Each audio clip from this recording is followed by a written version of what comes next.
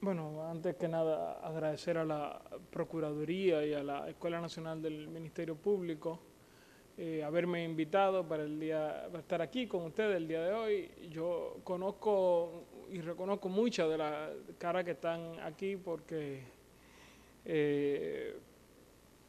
estuvimos juntos en el PEF y algunos en el PIF. Bueno, yo voy a enfocar el problema del cual Cristóbal estuvo hablando de una manera distinta. Más que el sistema de carrera o la autonomía interna en el Ministerio Público, yo voy a hablar un poco de por qué existe esa autonomía, pero no solamente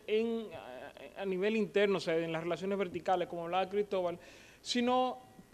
en el ordenamiento jurídico, en el sistema político dominicano. Porque a mí me parece que en República Dominicana hemos analizado poco el porqué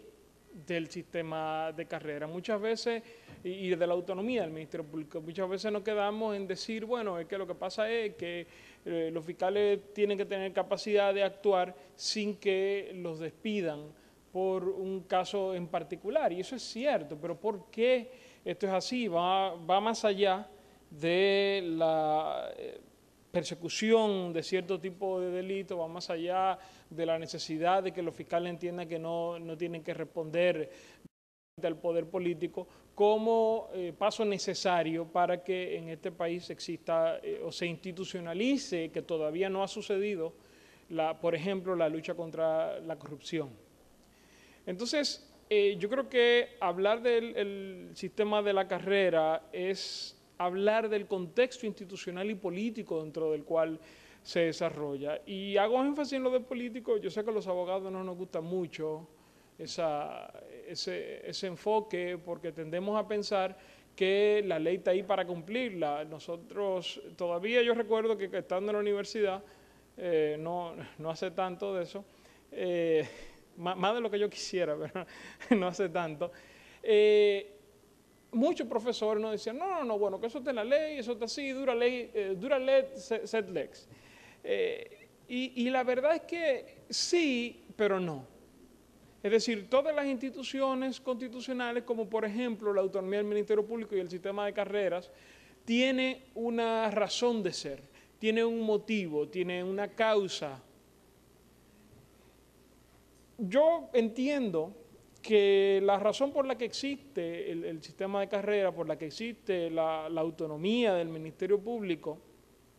es para fortalecer el sistema de frenos y contrapesos en el ordenamiento político dominicano. Y uno dirá, pero ¿qué tiene que ver eso, el Ministerio Público, con el sistema de frenos y contrapesos? Porque estamos todavía, a pesar de que la Constitución Dominicana ya claramente expresa otra cosa, estamos o son muy debitarios todavía del pensamiento clásico de que son tres poderes del Estado, ejecutivo, legislativo y judicial. La Constitución misma todavía lo dice, inexplicablemente, todavía lo dice, pero va un poco más allá.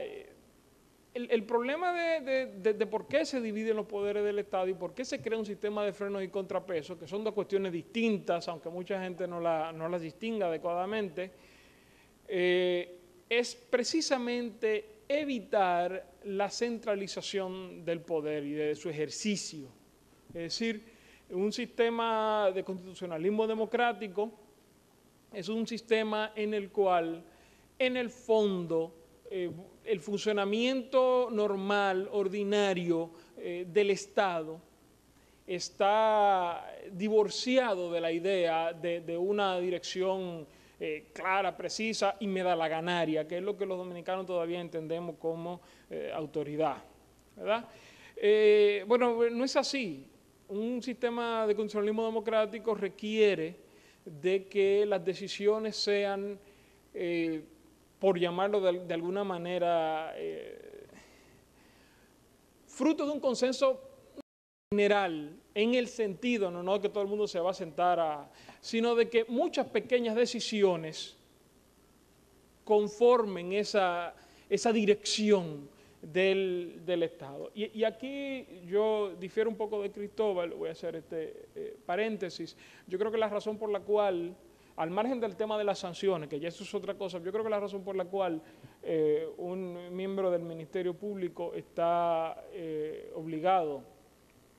a obedecer una decisión, aunque lo haga bajo protesta, es precisamente porque el Ministerio Público, no por el principio de jerarquía, sino por el principio de unidad. Aunque muchas pequeñas decisiones, es decir, cada decisión del Ministerio Público o de los funcionarios del Ministerio Público son los que marcan la dirección en la que el Ministerio Público actúa, porque, por ejemplo, la Procuraduría General de la República difícilmente puede ponerse a decirle, no, en tal caso, un caso menor, digamos, tú tienes que aplicar el criterio de oportunidad. Pues la Procuraduría no está para eso, ni el Consejo Superior del Poder Judicial está para eso, no es para eso. Sin embargo, no hay que olvidar que el Ministerio Público, aunque es un órgano del sistema de justicia, es un órgano administrativo. Y en el derecho administrativo existe la llamada, el hecho del príncipe, es decir, la presunción de legalidad, que puede ser demostrada falsa, y para eso hay organismos, pero en lo que el hacha va y viene, hay que tomar decisiones y el Estado tiene que avanzar. Yo no estoy seguro de que sea más conveniente para el funcionamiento adecuado del Ministerio Público que cada cabeza sea un mundo, que el hecho de que haya consecuencias a ese principio de unidad. Y digo eso al margen del tema de las sanciones, que ya ahí eso entramos en otro ámbito. Además lo digo porque, por ejemplo, un juez de un tribunal inferior al cual la Suprema Corte de Justicia le case una decisión y el juez no está de acuerdo, porque el juez considera que ocurre todos los días. La Suprema Corte de Justicia históricamente, no ahora, sino desde que yo tengo la desdicha de haber elegido esta profesión y empezado a leer la sentencia, dice cosas que son manifiestamente, toma decisiones que son manifiestamente incorrectas, y los jueces como quiera tienen que obedecerla hasta que no la autoridad competente en revisar esa decisión de la Suprema no meta la mano. Entonces, bueno, yo creo que el Ministerio Público, a pesar del hecho de que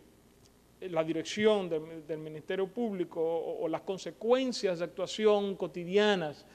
del Ministerio Público es como ese cuadro hecho de puntitos, el puntillismo, si ustedes quieren, administrativo, que es lo que al final marca el camino. También es cierto que tiene que tener una dirección general. Pero bueno, entonces, ¿qué es lo que ocurre? Cuando nosotros hablamos de centralización del poder, en muchos casos la gente comienza a pensar, no, que los monarcas, no, que el trujillismo, o los gobiernos autoritarios. No, miren, hay un problema todavía más sencillo que ese, por la razón por la cual el conservadurismo democrático ha escogido que no exista una centralización en la toma de decisiones. Y es que el que conoce el problema es el que lo tiene entre las manos, ¿verdad? Entonces, no es posible o no es adecuado que incluso con las influencias que puede tener, por ejemplo, el Poder Ejecutivo, que tiene alguna influencia todavía sobre el Ministerio Público, sobre cómo, influencia sobre el Ministerio Público en el sentido de poderle decir qué decisiones quiere que se tomen a grandes rasgos, qué línea quiere que trabaje el Ministerio Público, no es posible ni es adecuado que el Poder Ejecutivo, y digo el Poder Ejecutivo porque es el poder del Estado que tiene mayor relación con el Ministerio Público, decida por el Ministerio Público. Todos sabemos históricamente las consecuencias que ese tipo de situaciones ha tenido sobre el funcionamiento del Estado dominicano. Y es importante que el Ministerio Público, entonces, como institución, tenga ese nivel de autonomía, tenga ese nivel de separación en cuanto al proceso de toma de decisiones, precisamente porque, aunque no es un poder del Estado, sí es un órgano que cumple un papel fundamental en uno de los temas cardinales de la concepción del Estado contemporáneo, que es el tema del monopolio de la coacción legítima. Es decir, el Ministerio Público tiene en sus manos la capacidad de poner en marcha los procesos jurídicos no violentos mediante los cuales el Estado hace realidad ese elemento fundamental, esa piedra angular de su concepción contemporánea, que es esa coacción legítima. Entonces, ¿qué es lo que ocurre? A falta de que el Ministerio Público tenga cierto nivel de autonomía, es imposible que pueda cumplir esa función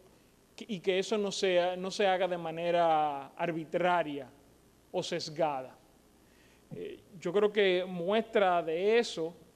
es que el Ministerio Público no tuvo que esperar a la Constitución de 2010 para empezar a dar pasos de avance, desde que se tomó la decisión legal de que el Ministerio Público iba a tener cierto nivel de autonomía y que los miembros del Ministerio Público no iban a estar directamente atados al poder central y al poder político. Entonces el Ministerio Público empezó su caminar, y eso fue varios años antes de la reforma constitucional. Entonces, ¿qué es lo que ocurre con la Constitución de 2010, que es cuando el Ministerio Público adquiere presencia constitucional real, y es cuando el Ministerio Público se le otorga también por vía constitucional la autonomía que tiene hoy, o que no es absoluta, pero algún grado de autonomía tiene, y además que se crea el sistema de carrera del Ministerio Público? Bueno, a mí me parece, y Wilson ya lo dijo, que a pesar de que las constituciones anteriores mencionaban al Ministerio Público, existe como órgano constitucional a partir de la Constitución de 2010. Eso tiene algunas consecuencias interesantes. Por ejemplo, incluso para el funcionamiento del Ministerio Público en la actualidad, hay direcciones del Ministerio Público que tienen una existencia fundamentada en decisiones administrativas, en decretos y ese tipo de cuestiones, que ahora yo no voy a decir claramente ningún ejemplo, no quiero poner a Rodolfo en una situación difícil, pero todo el que lee la prensa y está mínimamente enterado se da cuenta de que no se sabe qué van a hacer con ellos ahora. Sus funciones se la están pasando a otros, a la Fiscalía del Distrito, se están pidiendo que se revoquen decisiones importantes, y eso tiene que ver con que o sea, es solamente a partir de la Constitución de 2010 y de la creación de la última ley orgánica del Ministerio Público que está más o menos claro cómo va a funcionar esa autonomía, aunque haya empezado de antes. Y bueno, la Constitución de 1966, que es la que tenemos antes, con dos reformas, se refiere al Ministerio Público de paso. Sobre todo, y es una cuestión triste, las cuestiones más importantes que tenía el Ministerio Público era la de decir que qué órgano, qué persona o qué cargo del Ministerio Público iba a representar al Estado frente a X tribunal, o decir que para poder acceder a una posición judicial, entrar a la carrera o ese tipo de cuestiones, tú tienes que tener tantos años de ejercicio con un Ministerio Público. O sea, una cuestión, o sea, como de, básicamente de, sin importancia. La Constitución anterior trataba al Ministerio Público, si me perdonan la expresión, con la punta del pie. Entonces, es más, incluso la Constitución anterior